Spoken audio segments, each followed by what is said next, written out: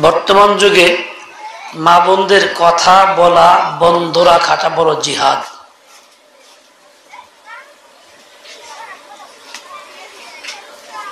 ইসলাহের জন্য বড় ওসিলা এটা। এই জন্য আপনারা আশা করি বুদ্ধিমান এই কাজটা করবেন। বিসমিল্লাহির রহমানির রহিম। আলহামদুলিল্লাহি রাব্বিল আলামিন। আলহামদুলিল্লাহি ওয়া কাফা ওয়া সালামুন আলা ইবাদিহিল্লাযীনা ইসতাফা। আল্লাহুম্মা লাকাল হামদু ওয়া লাকাশ শুকর।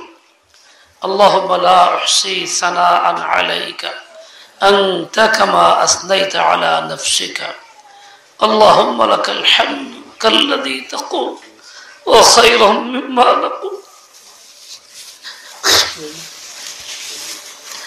أما بعد فأعوذ بالله من الشيطان الرجيم. بسم الله الرحمن الرحيم. من عمل صالحا من ذكر أو أنثى وهو مؤمن فأولئك يدخلون الجنة ولا يظلمون نقيرا. صدق الله. آمنت بالله. وقال رسول الله صلى الله تعالى عليه وسلم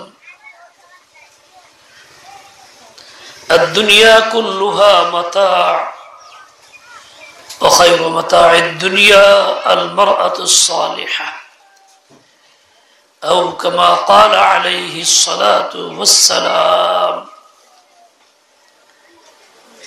الحمد لله. الله পাক এর শুকর। মাদ্রাসার নাম কি? দারুল হিকমা মহিলা মাদ্রাসা উদ্যোগে আয়োজিত আজকের এই তালিমি হালকায় আল্লাহ পাক আমাকেও আসার শরীক হওয়ার সুযোগ দিয়েছেন। সেজন্য আমি আল্লাহ পাকের শুকর আদায় করি আলহামদুলিল্লাহ। এবং আমি আমার জন্য নাজাতের ওসিলা মনে করি এই মাহফিলে শরীক হওয়াটা।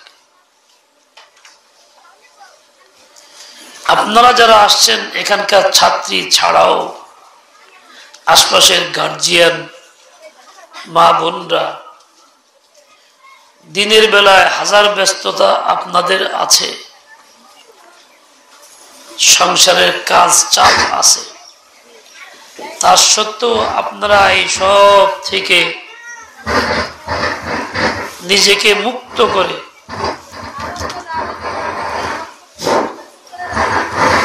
এখানে আসছেন। আল্লাহ পাক আপনাদেরকে আনছেন এই তাকওয়া সদিয়ে আসেন।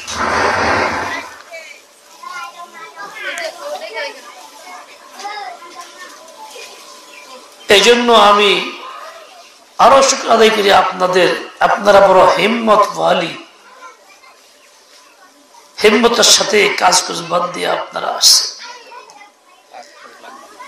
আপনাদের এই আশাটা একটা মুজাহাদা। আল মুশাহাদা বিকদরিল মুজাহাদা।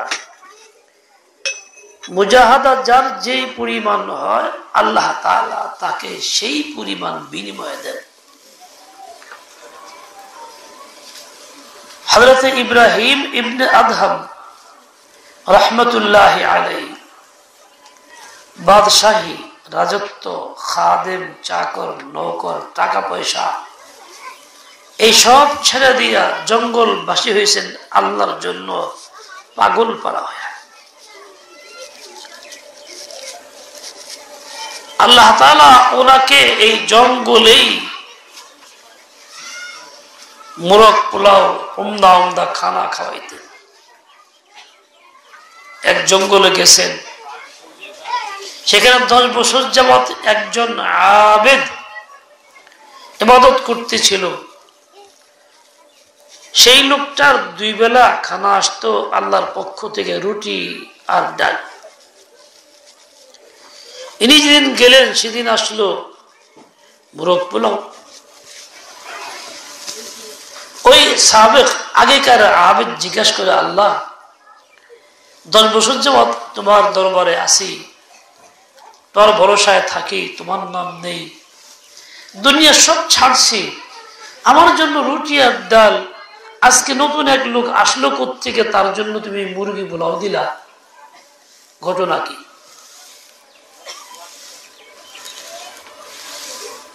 আল্লাহ তাআলা দিলে ইলকা করলেন, ইলহাম করলেন যে তুমি আমার জন্য ত্যাগ করছো সামান্য জিনিস, একটা কাঁচি, একটা উড়ি বা টুকরি যা দিয়ে ঘাস কেটে আনতা, বাজারে বেচতা, এটা ছাড়ছো। ইব্রাহিম ইবনে আদম ছাড়ছে আমার জন্য রাজত্ব, যাবতীয় সম্পদ, বাড়িঘর, চাকর নৌকর। তার কুরবানি বেশি, তাই তার বিনিময় বেশি। তোমার কুরবানি কম, তাই বিনিময় কম। এই কথাটাকেই একজন উর্দু কবি বলছেন, জিতনি तुम्हारी कुर्बानी उतनी खुदा की मेहरबानी, फिर तो है लज्जत रूहानी, कुर्ब का शरबत खुबानी। ত্যাগ যতটুকু ভোগ ততটুকু, তোমার ত্যাগ কম তো কম পাইবা, ভোগ পাইবা কম।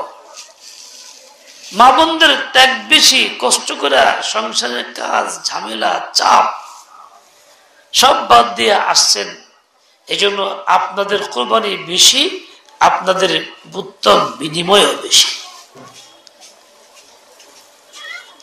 আল্লাহ তাআলা আপনাদেরকে সর্বোত্তম বিনিময় দান করেন যারা হাজার বাসনা চাপ থাকা সত্ত্বেও বসে আছে। আল্লাহ তাআলা দ্বীনের জন্য আপনাদেরকে কবুল করেন। আপনাদের মতো একজন মহিলা যার নাম ছিল ফাতেমা বিনতে মুহাম্মদ সাল্লাল্লাহু আলাইহি ওয়াসাল্লাম, হযরতে ফাতেমা রাসূল আকদাসের মেয়ে, ছোট মেয়ে, চারজনের ছোট ছোট। হযরত আলী রাদিয়াল্লাহু আনহুর স্ত্রী, হাসান হুসাইনের মা ফাতেমা রাদিয়াল্লাহু তাআলা আনহাকে নবী আকদাস সাল্লাল্লাহু আলাইহি ওয়াসাল্লাম বলছেন, ইয়া ফাতেমা ইত্তাকিল্লাহ, হে ফাতেমা তুমি আল্লাহকে ভয় করো। আজকে যারা এখানে শুনতেছেন, ভিতরে বসছেন, তাদের নাম ফাতেমা না থাকলেও জাত ফাতেমা, তারা সকলেই ফাতেমা। নামও দুই চারজনে পাওয়া যাবে হয়তো ফাতেমা। ফাতেমা নারী ছিলেন, আপনারাও নারী। ফাতেমা নবী পাকের একেবারে আদরের কন্যা, ছোটজন, আপনারাও বাবার আদরের কন্যা। সবচেয়ে শ্রেষ্ঠ নবী, সর্বশেষ নবী ও রাসূল মুহাম্মদ সাল্লাল্লাহু আলাইহি ওয়াসাল্লাম তার মেয়ে ফাতেমাকে বলছে, ইত্তাকিল্লাহ, তুমি আল্লাহকে ভয় করো। বলেন তো আপনারা, ফাতেমার ঈমান আমল কি আপনাদের ঈমান আমলের চাইতে কমজোর ছিল না বেশি মজবুত ছিল? এরপরে বলছেন ইত্তাকিল্লাহ, আল্লাহকে ভয় করো। তাহলে কি আমরা যারা তার তুলনায় কমজোর ঈমানওয়ালা, কমজোর ঈমান ওয়ালি, আমাদের জন্য ইত্তাকিল্লাহর এই হুকুমটা আরো শক্তিশালী হবে না? নিশ্চয়ই তা হবে। এর তাকিদ আরো বেশি হবে, গুরুত্ব আরো বেশি হবে। ওনাকে বলা হয়েছে ইত্তাকিল্লাহ। ফাতেমা রাদিয়াল্লাহু আনহা ঈমানের মধ্যে কোনো নুকসান ছিল না, কমে ছিল না, ত্রুটি ছিল না, আমলও কোনো ত্রুটি ছিল না।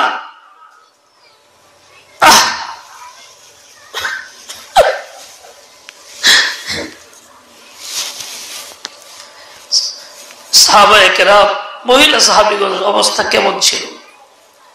তাদের আমলের অবস্থা কি? মাসিক যখন হইতো,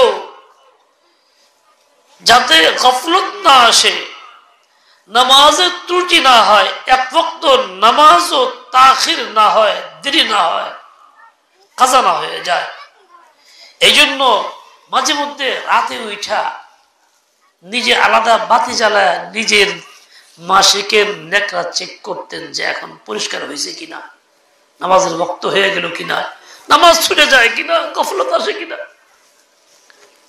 কে বুঝতে না পারলে আম্মাজান আয়েশার কাছে পাঠাইতেন ডিব্বের ভিতরে ভইরা, যে আমার যে এই অবস্থা বর্তমানে আছে, আমার নামাজের বক্ত হয়েছে কিনা, আমার শরীর পাক হয়ে গেছে কিনা, মাসিক বন্ধ হয়ে গেছে কিনা।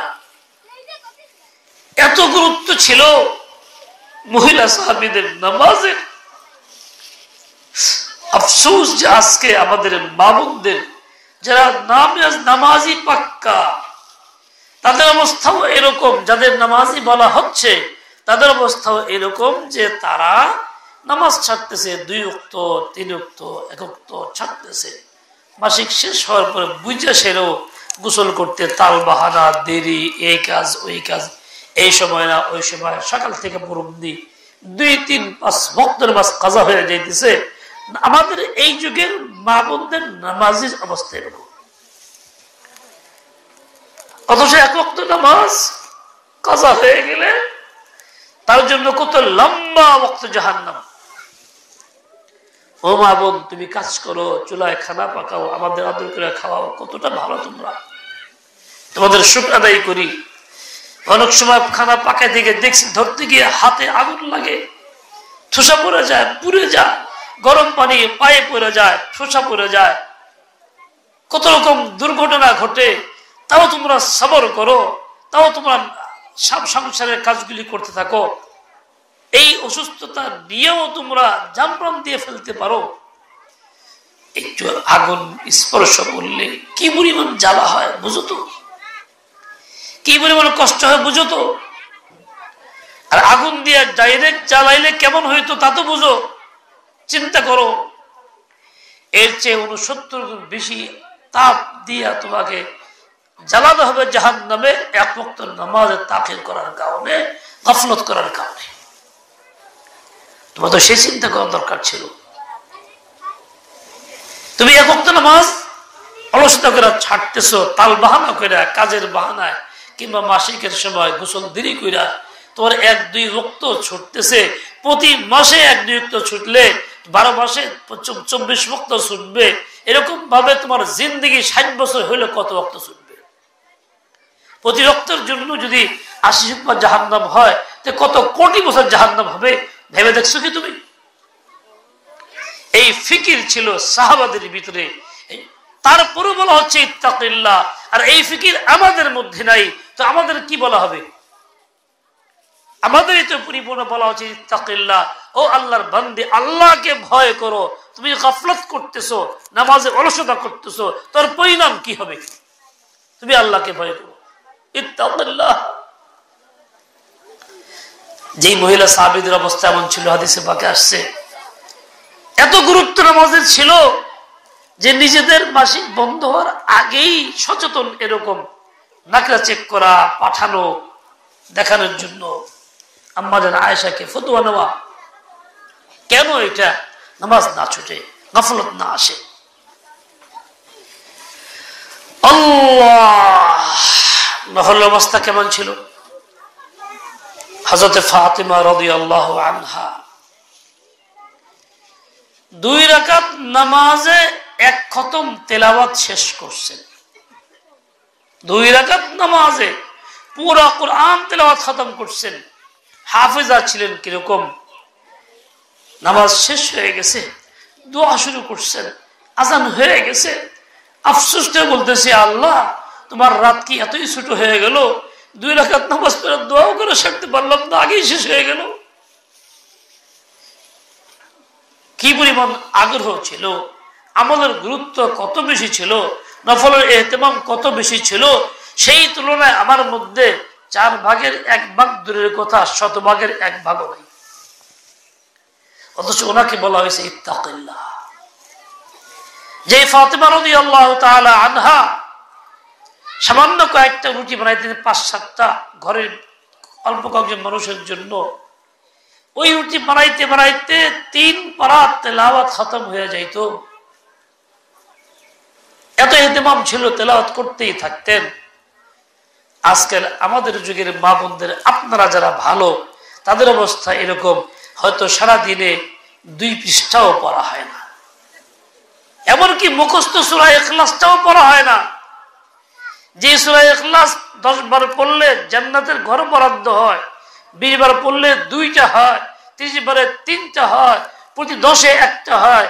এরপরেও আমার আপনার দ্বারা এই একটা 12 সূরা ইখলাস পড়া হয় না। সারাদিনে কাজকর্মের মাঝেও তো 10 বার পড়ে একটা ঘর বরাদ্দ করতে পারতাম, সেই ফিকিরও নাই। ও মা বোন, খানা পাকাও, কষ্ট করো। এই কষ্টের মাঝে তোমার হাত কাজে লাগে, মুখ কিন্তু তেমন কাজে লাগে না। তুমি ইচ্ছা করলে মুখ দিয়া সুবহানাল্লাহ ওয়া বিহামদিহি পড়তে পারতা, ইচ্ছা করলে সুবহানাল্লাহ ওয়া বিহামদিহি সুবহানাল্লাহিল আযীম পড়তেই থাকতে পারতা, ইচ্ছা করলে মুখস্থ সূরাগুলি ডেইলি পড়তে পারতা, ইচ্ছা করলে লা ইলাহা ইল্লাল্লাহ জিকির করতে পারতা, ইচ্ছা করলে কোনো ভালো কথাও বলতে পারতা, ইচ্ছা করলে সূরা ইখলাস পড়তেই থাকতে পারতা। আফসোস লাগে মা বোন, তুমি আমি আজকে কিচেন পাকঘরে যাই, ওখানে গিয়ে মোবাইল সামনে রাইখা চালাইতে থাকি, আর এটা নারী ওইটা নারী, ওদিকে নজর করি। তোমার ভিতরে আল্লাহর ভয় কতটুকু আছে? তোমাকে আমাকে বলা দরকার ইত্তাকিল্লাহ, এটাই স্বাভাবিক কথা। ফাতিমা রাদিয়াল্লাহু আনহা মোবাইল টিপেন নাই, তামসাও করেন নাই, আজেবাজে কথাও বলেন নাই, গীবত করেন নাই, তেলাওয়াত করছেন, আমল করছেন, এরপরে বলা হচ্ছে ইত্তাকিল্লাহ।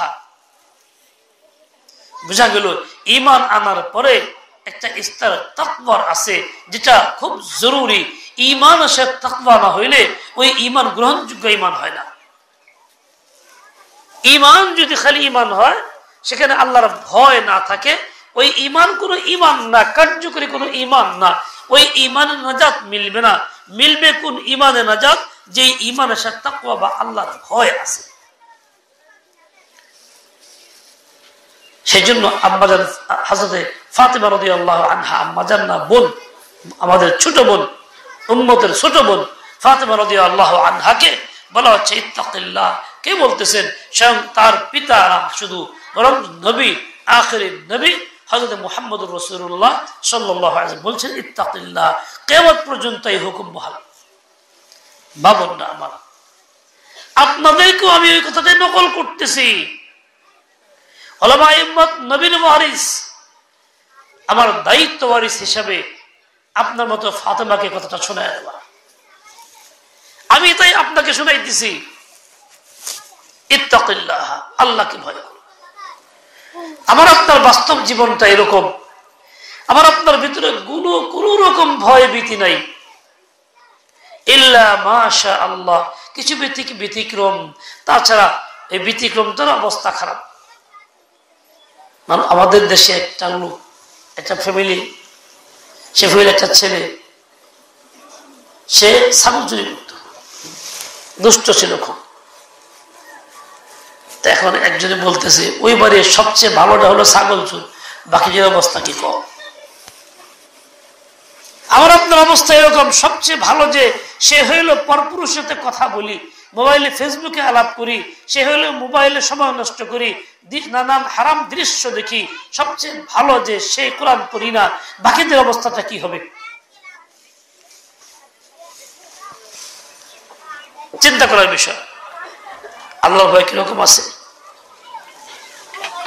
আফসোস লাগে, আফসোস লাগে। মা বোন শোনো, আমি আফসোস করতে পারবো, তোমাকে গিলায় খাওয়াইতে পারবো না। তুমি যদি না গিলো না খাও, কিছু করার থাকবে না আমার।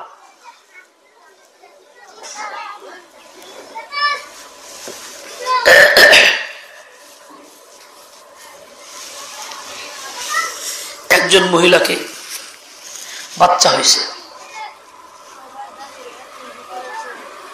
তার স্বামী ছিল বাইরে। বাস্তব কথা বলতেছে। স্বামী যখন আসছে খবর পায়া, আয়সা দেখলো ওই মহিলার সিথানে ভাঙ্গা কাঁচি, ভাঙ্গা ঝাড়ু, আর কি সামনে আগুন, কত তামসা। বলে কি আগুন দিয়ে পাও সেকে আসো। বলে এগুলি কি? বলে এগুলি লাগে, নাহলে বাচ্চার অসুবিধা হয়। বলে এগুলি তো কোরআন হাদিস এ নাই, শরীয়ত মোতাবেক না, এগুলি ফেলে দাও।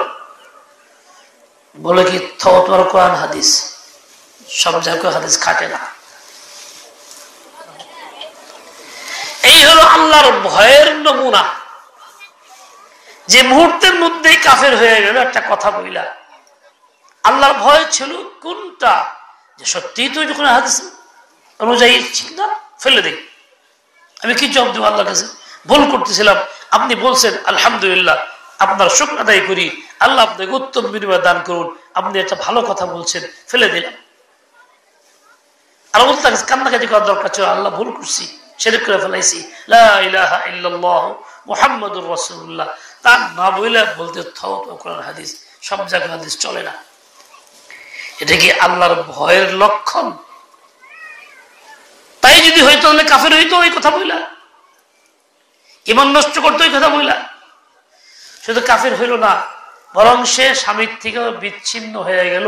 কোনো মহিলা কুফরি কথা বললে, সেই কথা বললে, তাহলে সেই সময়ে নগদে সে তালাক প্রাপ্ত হয়ে যায় অটোমেটিক। স্বামীর থেকে বিচ্ছিন্ন হয়ে যায়, স্বামীর উপরে হারাম হয়ে যায়, স্বামী তার জন্য বৈধ থাকে না, সংসার তার জন্য বৈধ থাকে না। পরবর্তী যা কিছু ঘটবে সব হারাম হবে, হারাম হবে, হারাম হবে, শুয়ার কুত্তার জীবন হবে। পুরুষ বললো এরকম, মহিলা বললো এরকম। এই জমানা এরকম নামাজি মহিলা যার এই ধরনের কথাবার্তা, তাকে ইত্তাকিল্লাহ বলা হবে না তো কি বলা হবে? ও মহিলা মা বোন শুনো, তোমার জন্য শতভাগ প্রযোজ্য ইত্তাকিল্লাহ, তুমি আল্লাহকে ভয় করো। তোমার স্বামী উপরস্থ, আল্লাহ পাক তাকে উপরস্থ বানাইছেন, মানার হুকুম দিছেন। তোমার বিয়ে শাদীর পরে মাতা পিতার হুকুমের চাইতে স্বামীর হুকুম বড়। তোমার বিয়ে শাদীর পরে মাতা পিতার খিদমতের চাইতে স্বামীর খিদমত বড়। তোমার বিয়ে শাদীর পরে স্বামীর অধীনে থাকা, তার কথা মানা, তার যাবতীয় সবকিছু তাত্তা, এটা তোমার দিন ছিল, নবীর তরিকা ছিল, এর মধ্যে তোমার জান্নাত। কিন্তু তুমি তা না কইরা তুমি নামাজও করো, রোজাও করো, তালিবে হালকায়ও যাও, হাতে তসবিহও থাকে, বোরকাও পড়ো, তুমি উমরাও যাও, মাঝে মধ্যে হজ হয়তো বা করো, কিন্তু তোমার অবস্থা এই, স্বামীর কথায় তুমি কি করো? বিতর্ক শুরু করো, কথা মানতে রাজি না, কিছু হইলেই ঘর থেকে বের হয়ে যাও, কিছু হইলে বাপ মার কাছে চলে যাও, কথা বন্ধ করে দাও, যোগাযোগ বিচ্ছিন্ন করে দাও। তুমি এরকম জিন্দেগি যাপন করতেছো, তুমি তো মনে মনে খুশি, আমি সব কাম ঠিক মতো করতেছি, আমার কোনো ত্রুটি নাই, আল্লাহর হুকুম মানতেছি, তো আমি জান্নাতে যাব, স্বপ্ন হয়তো দেখতেছো, কিন্তু কোথায় তোমার জান্নাত? তোমার তো আল্লাহর ভয় নাই, তুমি আল্লাহর হুকুম মানতেই পারলা না। তুমি আল্লাহর হুকুম ছিল স্বামীর অধীনে থাকো, তার থেকে সরে যাও না।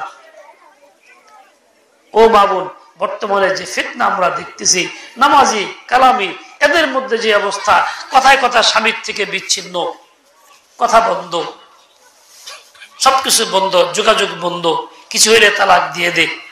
শুধু তাই না, সবচেয়ে দুঃখজনক হইল স্বামীর সাথে মনোমালিন্য হয়েছে, এর মনটা ভালো লাগে না, তো কি করব? মন ভালো লাগার জন্য শয়তান আরেক বেটার লগে যোগাযোগ করা দেয় ফেসবুকের মাধ্যমে, ফোনের মাধ্যমে, তো তার লগে মিষ্টি মিষ্টি কথা কয়, গল্প গুজব করে চলতেই থাকে। জিজ্ঞেস করলে বলে কি করুম? আমাকে ব্রেন নষ্ট করুম, আমি কি হার্টফেল করুম? আমার মন তো ভালো রাখতে হবে না, তাই আমি কথা বলি মুখের সাথে। তুমি কার সাথে কথা বলতেছো? তোমার স্বামী নাকি অপর কেউ? সে কি তোমার জন্য বৈধ? সে কি তোমার জন্য হালাল? তার সাথে হাসির মুখে কথা কি জায়েজ? তার মনোরঞ্জন করার জন্য কথা বলা কি জায়েজ? তামাশা করা কি জায়েজ? ফুর্তি করা কি জায়েজ? তোমাকে আল্লাহর ভয়ে কথা বলা হবে, তো কাকে বলা হবে? ইত্তাকিল্লাহ তোমার জন্য তো কার জন্য হবে? তুমি আল্লাহকে ভয় করো, এই কাজ তোমার জন্য শতভাগ। তুমি কোথায় যাচ্ছ? তুমি আল্লাহ পাকের বান্দি, বাহ্যিক নামাজি কালামি, বুরকা পরো, সবকিছু করতেছো, উম্মতে মুহাম্মদের দাবিদার, আশা করছো জান্নাতে যাইবা, ছেলে পেলে কি নিয়ে তুমি কি করতেছো? তোমার সন্তানকে তুমি কি শিখাইতেছো? তুমি যদি নিজের আমলের মধ্যে ত্রুটি করো, উল্টা পাল্টা করো, ছেলে মেয়ে তোমার থেকে ওইটাই শিখতেছে। তুমি শিরক করলে শিরক শিখতেছে, বিদআত করলে বিদআত শিখতেছে, তুমি মিথ্যা কথা বললে মিথ্যাই শিখতেছে।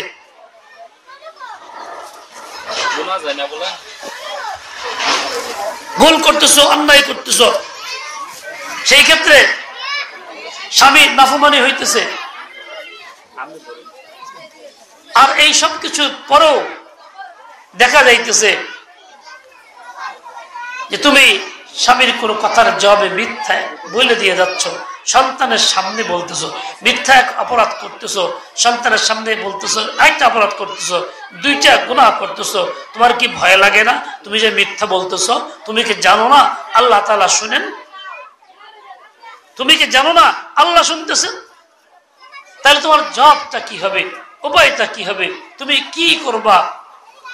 লজ্জাও লাগে না, ভয়ও লাগে না? তোমাকে তো বলতেই হবে ইত্তাকিল্লাহ। এও তোমার জিন্দেগি চলতেছে, নামাজ কালামও পড়তেছো, সবই তোমার দ্বারা হইতেছে বাহ্যিক ভাবে, কিন্তু আল্লাহর ভয় নাই। আল্লাহর ভয় থাকলে কি হইতো? আহা, ভুল করে ফেলছি, চোখের পানিতে বিছনা ভিজাই দিতা, সাজদার জায়গা ভিজায় ফেলতা। আল্লাহর ভয় থাকলে তুমি কোরআনে তেলাওয়াত করতা। তোমার স্বামী গেছে উমরা কিংবা হজে সফরে 40 দিনের জন্য, এই সুযোগে তুমি পরপুরুষের সম্পর্ক করে ফেলছো, অন্যায় করে ফেলছো, তোমার কোনো চিন্তা নাই, পরবা নাই, তোমার কি লজ্জাও হলো না? স্বামীর ইসলামকে তুমি ভুলে গেলা। ইত্তাকিল্লাহ, আল্লাহকে ভয় করো। কোন অন্যায় করে ফেললে তুমি স্বীকার করতেছো না, বরং এটাকেই তুমি ঢাকা দেওয়ার জন্য 10টা কথা বলতেছো। এটা কি অন্যায় না? এটা কি আল্লাহর ভয়? এটা তো আল্লাহ তাআলার ভয় না, এটা তো আল্লাহ তাআলার সামনে নিজের বিরক্ত প্রকাশ করা, যে আল্লাহকে চালাই করলাম, আল্লাহরও বুঝবা দিলাম না, ফাঁকি দিলাম। কিভাবে তুমি চলবা? ইত্তাকিল্লাহ, তোমার জিন্দেগির খোলাসা হবে ইত্তাকিল্লাহ। ঈমান আনছো, আল্লাহকে ভয় করো, এটা তোমার খোলাসা হবে। এটাকে পথে বানাইবা, তুমি জিন্দেগি এরকম বানাও, আল্লাহর ভয়ে কাঁপতে শুরু করো। হায় কি উপায় হবে? ও মা বোন শুনো, একটা মুর্দার খাট তোমার সামনে আনলে, তুমি একা বাড়িতে, ঘরে যে মুর্দার খাট আনা হয়, তুমি কি সেই বাড়ি থাকতে চাও না ভয়ে ভীত হও? ঘরের বারান্দায় খাট থাকলে মুর্দার, তাই তুমি ঘরে থাকতে পারতেছো না, ওদিকে তাকাইতে সাহস পাও না। কিসের ভয় তোমার? কি জন্য? কে তুমি খাটে উঠবা না? তোমার কি কবরে নেওয়া হবে না? তো মাটির নিচ দাফন তোমার করা হবে না? ভয় কেন হইতেছে? এই জন্য ভয় হইতেছে তুমি ওইখানে যাওয়ার জন্য প্রস্তুতি নাও নাই, এই জন্য ভয় হইতেছে। তোমাকে ইত্তাকিল্লাহ বলা হবে না তো কাকে বলা হবে? মনে রেখো, ও আল্লাহর বান্দা বান্দি, সারা দুনিয়া একদিকে, আল্লাহর নবীর কথা একদিকে। আল্লাহর নবী সাল্লাল্লাহু আলাইহি ওয়াসাল্লাম বলছেন, কি বলছেন? দুনিয়া কেউ বলতে পারে নাই। মানুষ যখন মারা যায়, পুরুষ কিংবা নারী, মৃত্যুর পরে যখন তাকে গোসল দেওয়া, কাফন পরা, লাশ কাঁধে করে নিয়ে যাওয়া হয়, তখন একজন মুর্দা পুরুষ নারী যার ঈমান আছে, সে তো বলে কদ্দিমুনি কদ্দিমুনি, তোমাকে দ্রুত আগে নিয়ে যাও, আগে বাড়াও, তাড়াতাড়ি করো। কেননা সে দেখে তার জন্য রাখা, বরাদ্দ করা ওই সুখ, ওই শান্তি, ওই জান্নাত যা কবরে তৈয়ার করা আছে, সব দেখতেছে। এই জন্য বলে আমাকে তাড়াতাড়ি নাও, তাড়াতাড়ি নাও।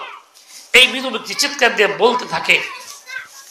ওই মৃত ব্যক্তি কথা বলে, আমি তুমি ডাইরেক্ট শুনি না, কিন্তু আল্লাহ বলে দিছেন, ফেরেশতারা তো শুনে।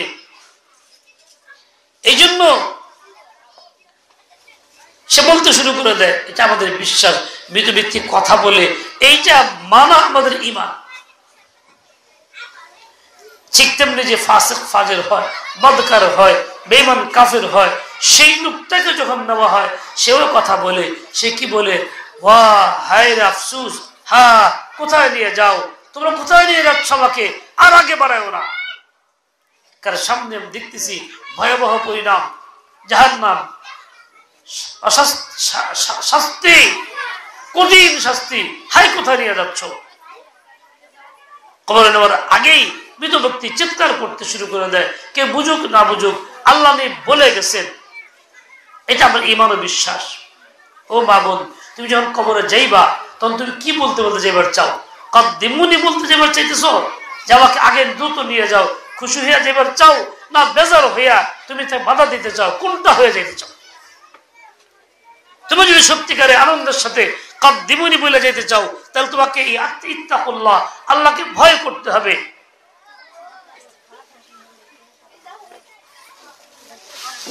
আল্লাহর ভয় তোমার পুঁজি হবে, তখন তোমার যাবতীয় নেক আমল সহি হবে। তুমি আল্লাহকে ভয় করো, দাবি করো, 30 বছর পার হয়ে গেছে, একদিনও কোরআন শিখলেই না।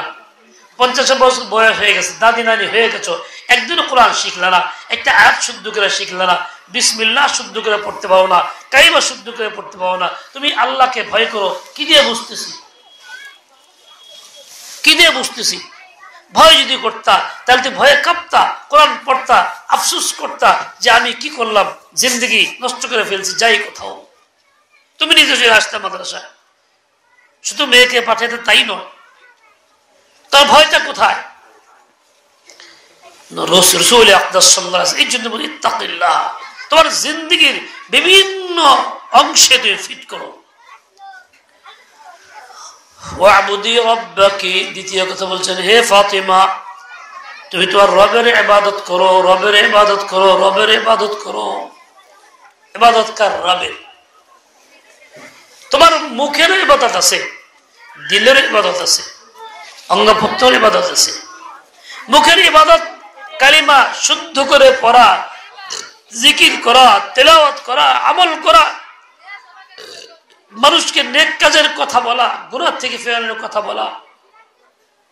এরকম তোমার দিলের ইবাদত আছে, দিল আল্লাহ মুখে রাখা, দিলে ইয়াকিনে বিশ্বাস রাখা সর্বভূতের মালিক আল্লাহ, এই জমিনের পৃথিবীর মালিক আল্লাহ, এই হুকুম চলে পৃথিবীতে আল্লাহ তাআলার। তোমার দিলের ইবাদত আছে, তুমি এই বিশ্বাস করবা সকল ক্ষমতার উৎস আল্লাহ তাআলা, জনগণ না। একটা পক্ষ বলে সকল ক্ষমতার উৎস জনগণ, কুফরি কথা বলে, ইমান ধ্বংসকারী কথা বলে। আরেকটা পক্ষ বলে ধর্ম নিরপেক্ষতা, কোন ধরনের পক্ষে নেই, যার যার ধর্ম তার কাছে, এই ব্যাখ্যা উল্টাপাল্টা দিয়ে বলে, এটাও কুফরি শব্দ। বাস্তব জীবনে লা ইলাহা ইল্লাল্লাহ পড়ো, জিকির তাসবিহ করতেছো, কিন্তু তুমি ধর্ম নিরপেক্ষ থেকে মাইনা ওটাকে সমর্থন কইরা, ওর পক্ষে কথা বইলা, ওর পক্ষে ভোট দিয়া চলতেছো, তোমার ঈমান খতম হয়ে গেছে। ইত্তাকুল্লাহ তো পরের কথা, আসল ঈমানই নাই। তো জীবন পড়া জনগণের সকল ক্ষমতার উৎস জনগণ মাইনা যাইতেছো, সার্বভৌমের মালিক আল্লাহ মানতেছো না, এই জন্য ওইগুলি মানতেছো, তার পক্ষে কথা বলো, মিছিল মিটিং করো, ভোট দিয়ে যাচ্ছ, কিন্তু উপরে লিবাস তো ইমানের, ইমান থাকতেছে না, ইমান হারা হয়ে যেতেছো। কেন? আল্লাহর ভয় নাই, আছে খালি গাফলত। গাফলত দেখেই তুমি চিন্তা করো না যে কোনটা ইমান বিধ্বংসী, কোনটা ইমান রক্ষাকারী, তোমার মধ্যে চিন্তাটা নাই। কেন? গাফলত আছে কারণে। এই জন্য ইমান নষ্ট করে ফেলতেছো, কোনো খবর তোমার কাছে নাই। তোমাকে বলা হবে তো কাকে বলা হবে? মনে রেখো, তোমার নামাজ যেমন আল্লাহর হুকুম, ওয়াবুদি রাব্বাকি, নামাজ তোমার ইবাদত, তোমার রবের ইবাদত। তোমার রমজানের রোজা তোমার রবের ইবাদত, হজ তোমার মাল হইলে রবের ইবাদত।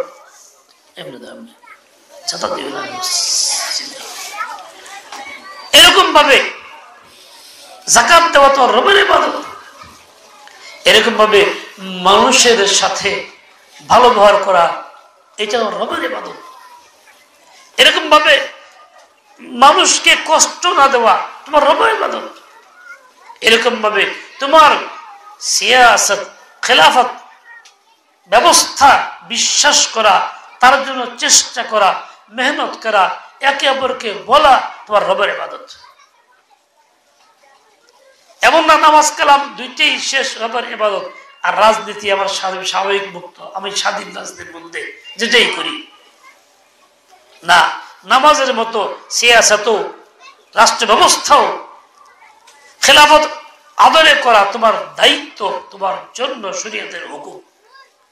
যেমন নামাজও পড়বা, ইসলামী রাষ্ট্র গঠনের চেষ্টাও করবা, তার জন্য দাওয়াত দিবা, একে অপরকে বলবা, খেলাফত ব্যবস্থার চেষ্টা করবা, পক্ষে সমর্থন দিবা, নেককার লোকের সমর্থনে যাইবা, ছেলেকে শিখাইবা, মেয়েকে শিখাইবা, সবাইকে কথা শিখাইবা। ধর্ম বর্ণ ভিন্ন মত সবার জন্য খিলাফত। বলো দেখি, ধর্ম বর্ণ ভিন্ন মত সবার জন্য খিলাফত। এটা তোমার রবের ইবাদত। ওয়াবুদি রব্বাকি, এমন না খালি 2-3টা কাম তোমার রবের ইবাদত, তা কিন্তু না। তোমার রবের ইবাদত তোমার কাজ। আল্লাহর ভয় আনো, ইবাদত করো। ইসলাম তো 6 জিনিসের খুলাসা। তোমার আকীদা দুরুস্ত করা, বিশ্বাস আকীদা ঠিক করা, তোমার ইবাদত আল্লাহ তাআলার হুকুম মতো রাসূলের তরিকায় পূর্ণ করা, তোমার মুআমালা লেনদেন বেচা কেনা ইত্যাদি, বর্গা দেওয়া বর্গা নেওয়া, বাড়িঘর ভাড়া দেওয়া, এই সবই তোমার ইবাদত। এটা ইসলাম, এটা ইসলাম। তোমাকে ইসলামের তরিকায় নবীর তরিকা করতে হবে। তোমার আচার আচরণ, পুরুষের সাথে আচার ব্যবহার ইত্যাদি, এইটাও তোমার ইসলাম। বাড়ি তোমার মুরব্বীদের সাথে আচার আচরণ, সন্তানের সাথে আচার আচরণ স্তর হিসাবে, এটাও তোমার ইসলাম। রাসূলের তরিকায় তা পূর্ণ করতে হবে।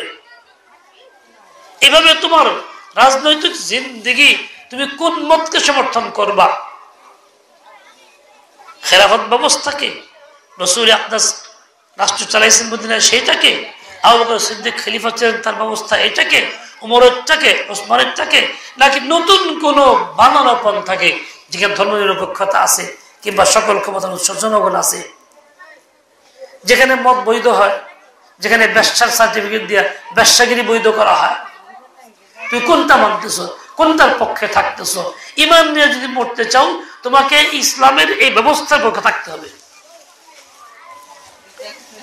ওয়াবুদি রব্বাকি ওয়া'মালি আমালা আহলিকি, আর তোমার কাজ হবে, তোমার ঘরের কাজ তুমি নিজ হাতে করবা, ব্যস্ত থাকবা।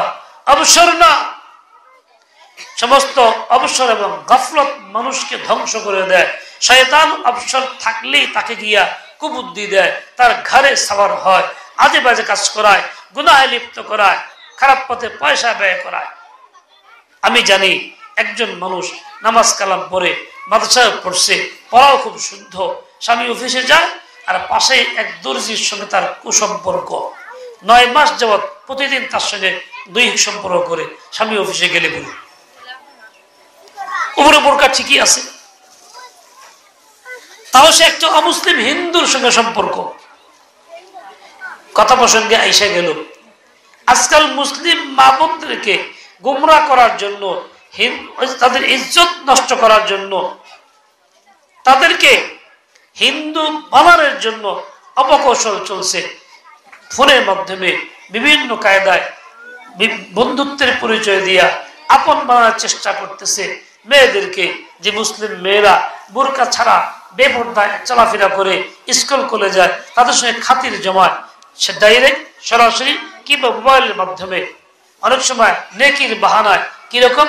যে আমি খুব ভালোবাসি, তোমার খুব ভালো লাগে, কেন? আমি একটা হিন্দু ছেলে, মুসলিম হইতে চাই, তোমাদের কাজটা তো খুব ভালো, ইসলাম খুব ভালো লাগে আমার কাছে, তুমি মুসলিম নারী, তা আমার কিছু শিখাও। এই নেকির বাহানায় ঘনিষ্ঠতা অর্জন করে আস্তে আস্তে সম্পর্ক হয়, আদান প্রদান হয়, ভাব। এক পর্যায়ে তুমি তার কাছে যাও, তোমাকে নিয়ে যায়, এরপর তোমার সাথে খারাপ সম্পর্ক করে, সম্পর্ক কইরা এটা ভিডিও করে রাখে, এটা দেখায় দেখায় তোমাকে আরো চাপ প্রয়োগ করে, আরো অন্যায় করে, এক পরে তোমাকে নিয়ে সিঁদুর পরায়, হিন্দু হইতে বাধ্য করে, এক পর্যায়ে হিন্দুস্তানে, ভারতে বিক্রি করে দেয় বিভিন্ন দেশে। আমাদের কাছে পত্রিকার রিপোর্ট অনুযায়ী তথ্য আসছে যে বাংলাদেশের বহু মুসলিম নারীদেরকে এইভাবে প্রতারণা করে করে হিন্দুস্তানে, ভারতে পাঠায় দেওয়া হয়েছে। 3.5 লাখের উপরে। তুমি আল্লাহকে যদি ভয় করতা, খোলামেলা বাড়াইতে না, ওর সাথে সম্পর্ক করতে না, ও কইলে ভাই তুই আমার কাছে আইসোস কেন, তুই ইসলাম শিখবি, আমাদের ইমাম সাহেবের কাছে যা, অমুক আলেমের কাছে যা, মাওলানা আসাদের কাছে যা, আমি তোর ইসলাম শিখাবো কি, আমার সাথে কোনো কথা নাই। তুমি ঘৃণা করতা, এই যে কথা বলতেছো এটা হারাম, এই সম্পর্ক যে হারাম, হারামকে ঘৃণা যদি না কর, কিসে তোমার আল্লাহর ভয় আছে? তো আল্লাহর ভয় নাই, আল্লাহর ভয় না থাকলে ইমানও নাই। কাজে তোমার জন্য প্রযোজ্য এই যুগে ইত্তাকিল্লাহ ওয়া'বুদি রাব্বাকি ওয়া'মালি আমালা আহলিকি। সুতরাং তুমি এই মনে থাকো। ভাবুন না, আমার বিশেষভাবে এই ফিতনার যুগে তোমাদেরকে ধ্বংস করার জন্য এই একটা সংগঠন বড় কাজ করতেছে। এরকম ভাবে তোমার ধ্বংস করার জন্য কাদিয়ানীরা মহিলা পাঠায় দাওয়াত দিতেছে, হিজবুত তাওহীদ তোমাকে দাওয়াত দিতেছে, মহিলা পাঠায় পাঠায় বেঈমান বানাইতেছে, তোমাদেরকে সুদের ঘুষের দাওয়াত দিতেছে। একটা শ্রেণী বিভিন্ন এনজিও দিয়া দিয়া সুদ ঘুষকে স্বাভাবিক করে ফেলতেছে, ঘৃণা কমায় ফেলতেছে, এটা হারাম দিল থেকে উঠায় ফেলতেছে, জড়ায় ফেলতেছে। তোমরা পেটে পাথর বেড়ে থাকো, আল্লাহ নেই পাথর বেড়ে থাকছে, কিন্তু সুদে জড়ায়ও না, ঘুষে তুমি জড়ায়ও না। তুমি একবেলা কম খাও, দুই বেলা খাও, খাইতে খাইতে তো পেট বড় হয়ে গেছে। আমাদের অবস্থা এরকম, হেপাটাইটিস হয়ে গেছে গা, বিভিন্ন রোগ হয়ে গেছে গা, প্রেশার বৃদ্ধি হয়ে গেছে গা, ডায়াবেটিস হয়ে গেছে গা। এত খাওয়ার দরকারটা কি? কম খাও, 3 বেলা খাওয়া দরকার নাই, 2 বেলা খাও। হালাল ইনকাম থেকে তুমি 1 বেলায় খাও, রোজা রাখো। তুমি বেশি খাইতে যাও না, গোশত খাওয়া দরকার নাই, শাকপাত খাও, তুমি হালাল ইনকাম থেকে খাও। কি জন্য তুমি এগুলি করতে যাও? সুখের আশা, বেশি টাকার আশা। কেন সুখ খুশি হারামে জড়াইতে যাও? তুমি জড়াইতেছ, এটা কি হারাম না? তুমি বর্জন করতেছো না, তাহলে কি আল্লাহর ভয় আছে? নিশ্চয়ই নাই। তোমাকে বলে, তোমাকেই তো বলতে হবে ইত্তাকিল্লাহ। রাসূল আকরাম সাল্লাল্লাহু আলাইহি ওয়াসাল্লাম হযরত ফাতেমাকে বলছেন, আর 1400 বছর পরে প্রত্যেক ফাতেমার জন্য এটা প্রযোজ্য, ফাতেমার সকল শ্রেণীর জন্য প্রযোজ্য। কারণ তুমি একটাই চিন্তা করো, আমাকে বলা হচ্ছে ইত্তাকিল্লাহ, তুমি আল্লাহকে ভয় করো। আমি আল্লাহকে ভয় করছি কিনা, কতটুকু করছি, আগামী দিনের কাজ আমার কি, ভয়ের অধীনে যে কাজটা হবে সেটাই আমি করব, নচেতে না। তুমি আজম করো, দৃঢ় প্রতিজ্ঞাবদ্ধ হও, যদি তুমি জিন্দেগি সহি যাপন করতে চাও। লা ইলাহা ইল্লাল্লাহ মুহাম্মাদুর রাসূলুল্লাহ, তোমার জীবনের সকল কাজ হবে মুহাম্মদ সাল্লাল্লাহু আলাইহি তরিকায়। বাড়িতে বিয়ে শাদী হয়, তোমার মেয়ের বিয়ে করো রাসূলের তরিকায় করো। দেখা দেখে সামাজিকতা, এই ঝুল, এই গেট, এই তামসা, ওই তামসা, এমনকি ইসলামী মাহফিল পর্যন্ত। আজকাল এখানে ইসলামী মাহফিল ডাকছে, এই ঘরটা সাজাইছে বেলুন দিয়ে, তামসা দিয়ে, দুনিয়ার হারাম কাম দিয়ে খুলে ফেলছি। তোমরা হয়তো ভিতরে গেলে করছো, বাড়িতে তো কথাই নেই। তো মুহাম্মদুর রাসূলুল্লাহর তরিকায় তোমার কাজ হবে। কালিমার মধ্যে পল্লা গেল কোথায়? বাস্তবে কোথায় গেল এগুলি? তোমার ছেলের বিয়েকে তাই তুমি করতেছো। ছেলের বিয়ের সময় একে ফেরেশতা হয়ে গেলা, গিয়ে দেখাইলা মেয়ের পক্ষে আমরা খুব ভালো, কিছুই চাই না, খালি মেয়েটা চাই। কি সুন্দর ব্যবহার তুমি করতেছো, ভিতরে ভিতরে চাও কি করে না করতেছো, মুনাফিক। আল্লাহর ভয় নাই।